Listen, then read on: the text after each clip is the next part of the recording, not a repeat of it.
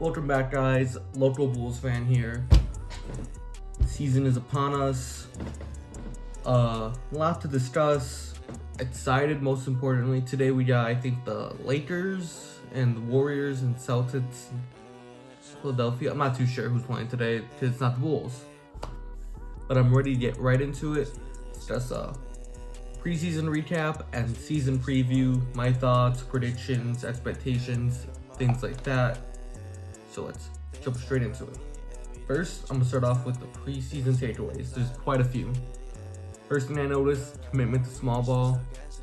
I like that overall, finding a way to play with that, using that for your advantage rather than let it be a disadvantage.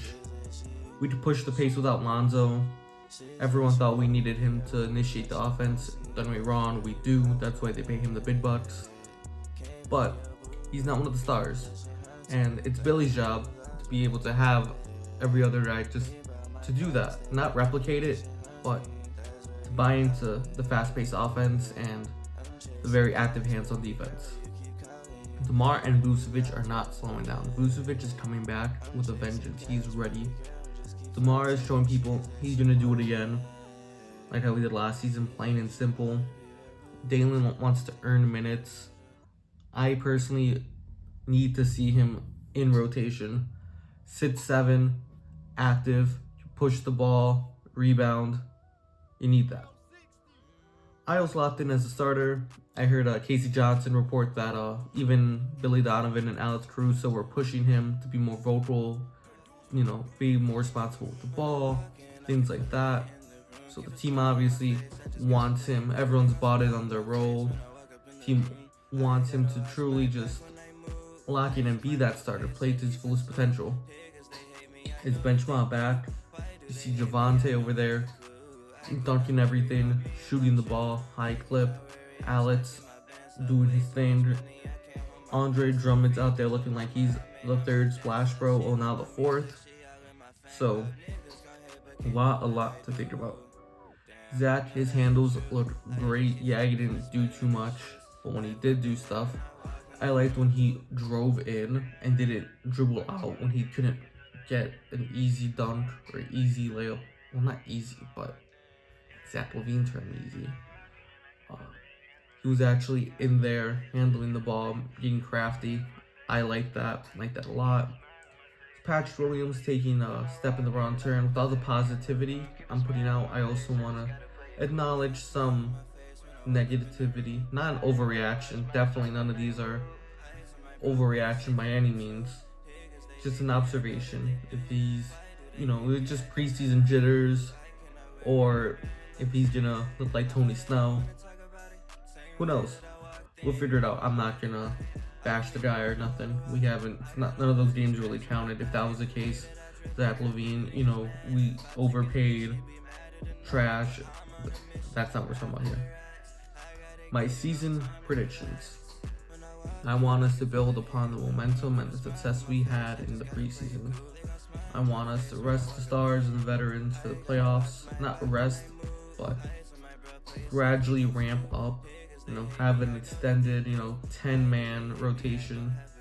Being able to not force everything. Mind you, the season's already going to be hard as it is. But it's up to Billy to really make sure everybody's locked in.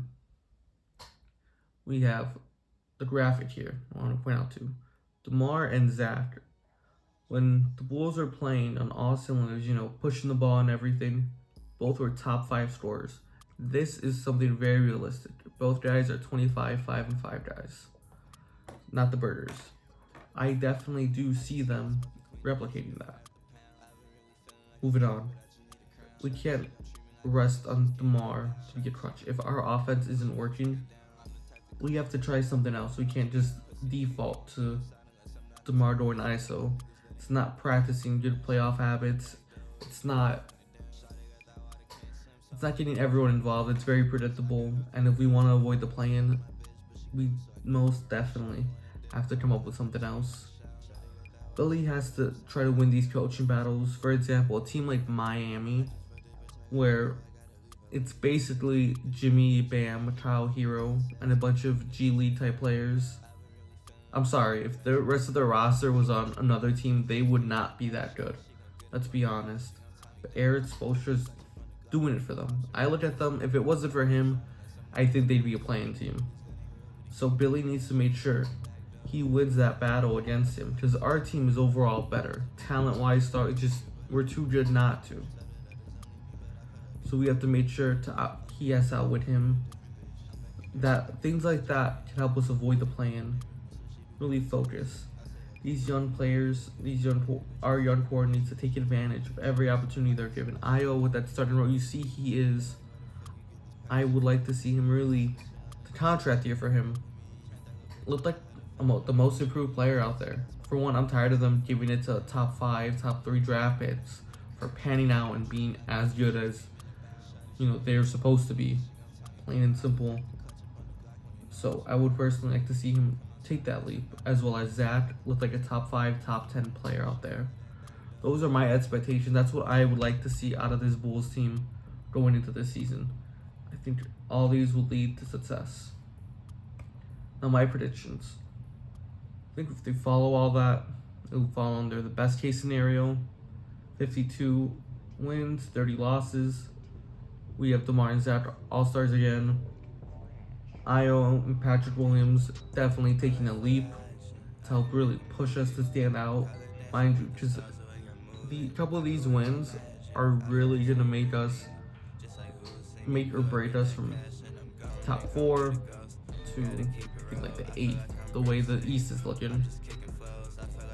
Hope Lonzo's ready to go. Playoffs, I don't mind if he's just coming off the bench. I don't need to see him playing 35 minutes again. 15, that'd be cool. Spot up shooting, he has to play basketball in a year. I don't want to put too much pressure on him. Again, Zach takes the leap. It's so important that he actually looks like, he doesn't have to worry about money, contract, nothing, just going out there playing, doing his thing. Vucevic is in his Orlando form, doing his thing, playing in the post, not settling for any 3-point shots. And then we move on to the bench spot. Really, if this bench stands out, again, that's what's going to separate us from a lot of teams and give us, a fighting chance against teams like Milwaukee and Philadelphia. Now let's move on to the worst case scenario. Sees that a 500 team. Definitely see that happening. One all-star, either Zach or DeMar, whichever one is probably going to be it. Following the play-in, realistically with this record, we could probably be the 10th seed. We end up losing guys in free agency. They don't, ownership wants to be cheap. Doesn't pay Vooch, doesn't pay Io. Lonzo's out for the whole season. We don't really. That's our 200 mil down the drain. Not 220 million down the drain. The young core doesn't work out. Io doesn't live up to expectations. Patrick doesn't either. Kobe, Dalen, yeah. And Vucevic, DeMar, you see the regression. Bad. That'd be the worst case scenario. Might even cause for a worse record. That's probably me being generous. But overall, a lot of people think, the Bulls are going to find themselves in the middle. I would definitely like to see best case scenario. If Vooch is like his all-star form again, that'd be phenomenal. That'd be great for the Bulls. Again, not that he's better than a lot of people think. Matchups against centers, he's not going to get cooked by guys like Dwayne Dedmon again. If he does, then I don't know. We'll see. And then a couple things to keep in mind this season. Io, Vooch, Kobe, and Javante are all free agents. So we're going to see if the Bulls, again, if they're just being cheap or they're willing to go into luxury tax for this team. Io's starting. He's going to need going from like a $1 million contract. He's going to need I don't want to hear about any hometown discounts, nothing like that. He exceeded expectations. How are you just not gonna give him money? That's beyond dumb. Vooch looks like Orlando. He's really gonna take off. He's gonna expect, that 18 to 15 million dollar range. He's the one I think personally I could see taking a discount, not a huge one, but definitely a discount. Kobe, I really don't know. I couldn't tell you. If he's consistent, the sky's the limit. I think. Look at guys like Clarkson, Lou Williams, contracts like those. Javante, same thing. Javante's the one I really don't know. I can't really compare him to anyone. Maybe like 5 million. I don't know. This is why I'm doing YouTube, not working front office. DeMar, I don't know if he could get an extension. Not yet, at least. I thought his contract's almost up, so we'll see. Patrick, it's time. If he plays like how I said in my previous video, I could definitely see him getting that DeAndre Hunter type of contract. Though we have player options for Derrick Jones Jr. and Andre Drummond. I think Drummond realistically will opt out and want more money, while Derrick Jones Jr. opts in. And then lastly, we cannot tank. If we are sucking, you have to have a lot of luck and a lot of sucking if you want to tank. Because our pick belongs to the Magic unless we fall in the top 4. I don't see that happening unless guys severely get hurt and miss the whole season. So there is no victor in the Bulls' future. Maybe, maybe not. I don't know. But I give it a solid 0.5% chance. But overall, preseason takeaways, expectations, predictions, contracts. I just want to see the Bulls win a playoff series. They need to have a winning record, be in the top of the East. Mind you, some of the better teams can fall, injuries, things like that. But if the Bulls stay consistent, have a better record, play one of the weaker teams, I could see them winning the playoff series, going to the second round. Now, maybe even if the Eastern Conference is in the future, because Zach takes that leap and DeMar's still doing DeMar. If everything works out the way the Bulls wanted to, I could see all that happening.